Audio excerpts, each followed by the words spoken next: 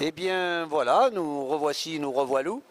Nous sommes toujours à Équitalion et nous sommes toujours dans le cadre de Un jour un métier, qui est une petite émission qui est faite dans le cadre des Chevaux du Monde.tv.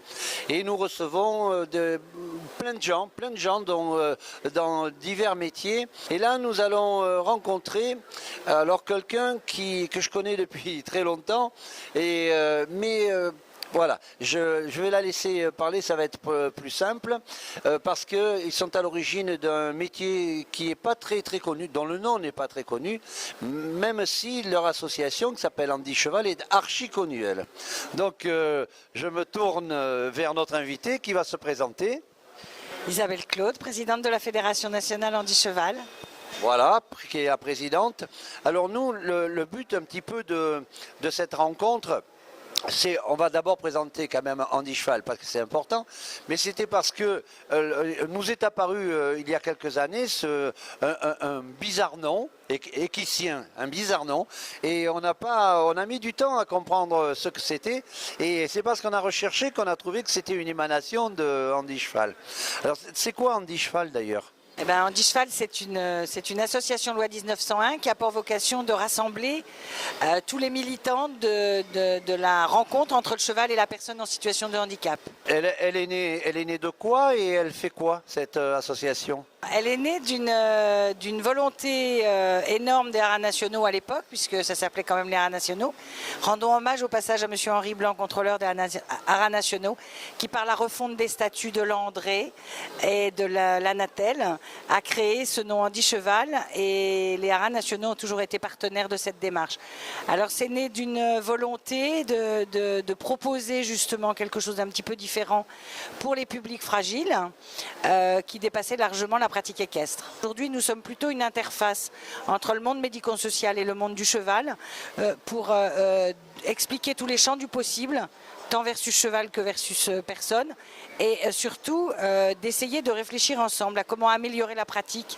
Alors donc, ça serait un métier qui est lié au handicap, on a compris cela.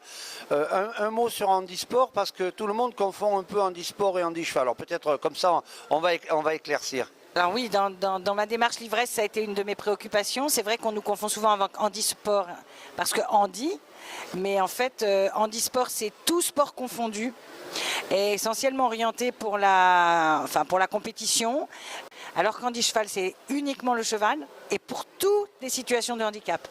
Et bien entendu, à partir de là, on va orienter. C'est-à-dire que si on a quelqu'un qui veut faire de la compétition, on va l'envoyer justement vers Handisport, vers Fanny de Laval. Si c'est quelqu'un qui a vraiment une volonté d'équitation, d'apprentissage équestre, on va l'envoyer vers des moniteurs d'équitation. Et si ce sont des gens qui ont besoin d'un accompagnement plus spécifique, éducatif et thérapeutique, eh ben, on va l'orienter vers d'autres personnes qui sont formées spécialement et que l'on nomme aujourd'hui équiciens. Parlons d'équicien. Pourquoi équicien ? D'où est-ce que ça vient cette histoire-là ? C'est une idée saugrenue que j'ai eue il y a quelques années déjà. En fait, je fais partie de ces gens qui n'aiment pas être nommés par les autres. Or, l'équithérapie, c'était devenu un mot générique dont plus personne ne savait quoi en faire. Et surtout, chacun y met sa propre définition. Mais en fait, au final, c'est ce que j'écris dans mon ouvrage, c'est que équithérapie, c'est l'équitation pour les handicapés. Ça ne veut rien dire, personne s'y retrouve. Et équithérapie contient le mot soin.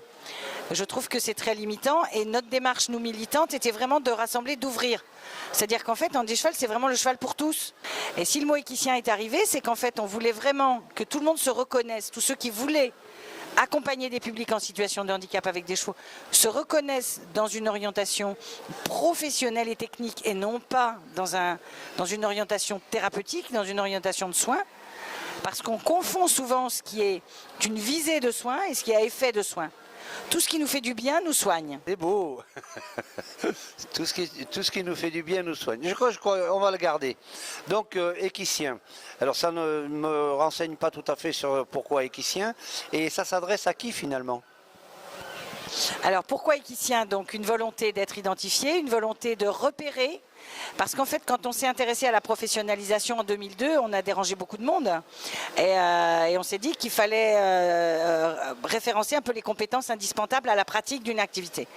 Équicien pour identifier une pratique spécifique, être reconnaissable vraiment avec un label, qui est aujourd'hui déposé quand même. Et surtout, j'ai eu la chance, quand j'ai travaillé sur la dimension métier, de rencontrer un professionnel du Conseil régional de Lorraine qui s'intéressait à la formation, bien sûr, c'était leur compétence, et qui m'a dit, si tu veux créer un métier, il faut déjà que tu aies un nom. Et on ne savait pas se nommer à l'époque, on ne savait pas, on disait activité adaptée avec le cheval, on parlait de thérapie avec le cheval, les gens, chacun y allait de sa petite soupe et de sa petite idée. Et du coup, écus, cheval, de l'origine du mot latin cheval, IEN, qui est la terminologie de technicien, un praticien, donc c'est quelqu'un qui à la fois associe une connaissance à des compétences techniques, donc c'est indispensable d'associer cette notion de profession, comme mécanicien, pharmacien, voilà, donc la terminaison IEN dans tous les dictionnaires vous certifiera que ça signifie profession, et le petit C au milieu que vous mettez en termes de lien pour bien donner la consonance d'équicien, et surtout parce que c'est le C de cheval. Ça, pour que l'on comprenne bien, parce qu'après, on va essayer de voir comment un jeune, puisqu'on rencontre beaucoup de jeunes, nous, qui viennent nous poser des questions, comment un jeune peut devenir équicien. Ça s'adresse à qui? Il faut déjà être docteur, il faut être psy, il faut être quelque chose. Alors, je vais essayer de les reprendre dans l'ordre, parce que c'est vrai que ça fait beaucoup de questions, puis c'est souvent des questions à tiroir. Alors, la volonté d'avoir créé un métier, j'ai été très longtemps dans les salons du cheval, Paris et Lyon, pour parler des principaux, avec des questionnements de jeunes qui disaient, moi je ne veux pas être éducateur spécialisé, je ne veux pas être moniteur d'équitation, je veux faire ce que vous faites. Et là je disais, oh mais ce que je fais ça ne s'appelle pas. Et déjà, donc cette nomination, et l'intérêt d'avoir travaillé sur la professionnalisation.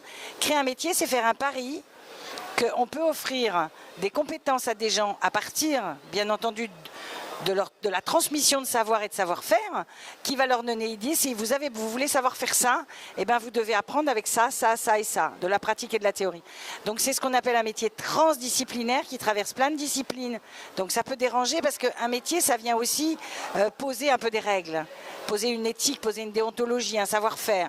Donc on a identifié ces compétences et aujourd'hui, l'avantage d'être équicien et de pouvoir passer par ce biais-là, c'est que justement c'est ouvert.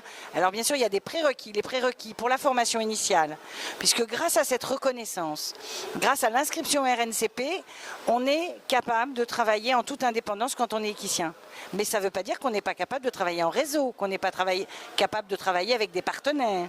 Mais par contre, on est sous la gouverne de personne, on est son propre responsable, qui est le niveau aujourd'hui qu'on a déterminé avec le ministère des Sports aussi, puisque le ministère des Sports a besoin de l'identité Gallo, c'est la seule qu'ils connaissent. Même si ce n'est pas tout à fait adapté, c'est celle qui est reconnue légitimement. Donc les gens doivent avoir un minimum pour la formation initiale.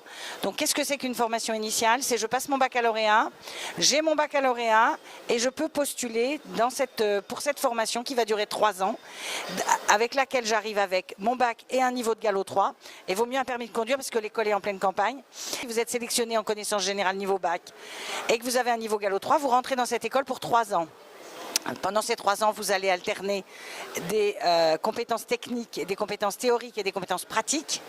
Et cet ensemble-là va vous faire que vous allez avoir sur site du travail avec les chevaux, puisque notre monitrice d'équitation les emmène jusqu'au niveau Gallo 6.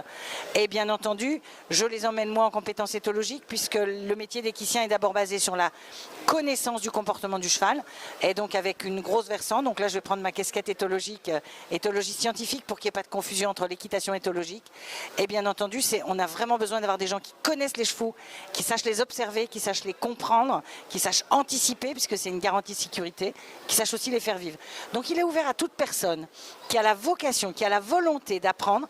C'est une formation qui est difficile, parce que, je vais être très franche, c'est une formation qui est certifiée niveau 3, au niveau du registre national de la certification professionnelle. Ça correspond à bac plus 2, bac plus 3. Mais quelqu'un qui a la pugnacité, qui a vraiment envie de découvrir la relation à l'autre, la relation au cheval, la relation à la personne, et la triangulaire qui s'établit entre la personne et le cheval, et qui veut découvrir le cheval médiateur, eh ben, il vient, effectivement, il est prêt à bosser.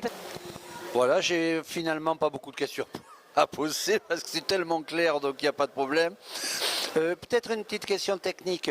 CNCP, ce sont les gens qui valident les diplômes et que l'on retrouve après dans une liste officielle des diplômes. Et en réalité, c'est quoi? C'est un certificat de qualification? Comment c'est Alors, nous, on est identifié titre professionnel. C'est un choix, on n'est pas un CQP, on est un titre professionnel, c'est-à-dire qu'on a accès donc à des à des nomenclatures qui sont proches des études supérieures. Ça donne une idée un petit peu qu'on est post-bac déjà. Mais c'est un titre professionnel. Quand vous êtes métier, il y a deux moyens d'accéder dans la vie par les études. C'est soit ce qu'on appelle la voie classique qui est gérée par l'Éducation nationale, puis après le ministère de la Recherche.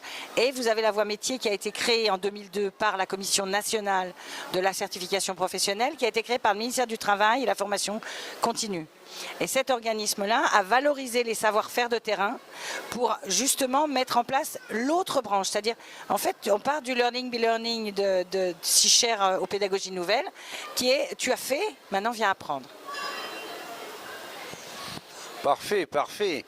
Peut-être une dernière question. Comment on vous trouve? En principe, facilement. Alors, comme tout organisme enregistré au RNCP, donc ça, faut le savoir, la Commission nationale identifie un lieu, identifie des gens, et à partir de là, identifie et reconnaît cette compétence-là pour cet organisme-là. Donc, pour le moment, la formation n'est qu'en Lorraine, et si vraiment on grandit, ce que je souhaite quand même, et que ce métier devienne dans 10 ans quelque chose de normal, que les gens ne se posent même plus la question, qu'on sache ce que c'est qu'un équicien, comme on sait ce que c'est aujourd'hui qu'un éducateur ou qu'un moniteur, puisque c'est un petit peu la contraction des deux. Alors, vous avez le site internet, c'est FNHC, vous tapez Andy Cheval, ou alors vous tapez quittette.com. Et dans les deux cas, on arrive tout à fait au début de moteur de recherche. Et vous avez aussi la fiche métier sur la commission nationale, sur le registre de la commission, puisque ce registre est donc fait autorité en matière juridique. Écoutez, on sait absolument tout. On va remercier Madame la Présidente, formatrice aussi, donc formatrice et présidente. Et on vous dit à bientôt. Merci Madame la Présidente, et à bientôt pour tout le monde.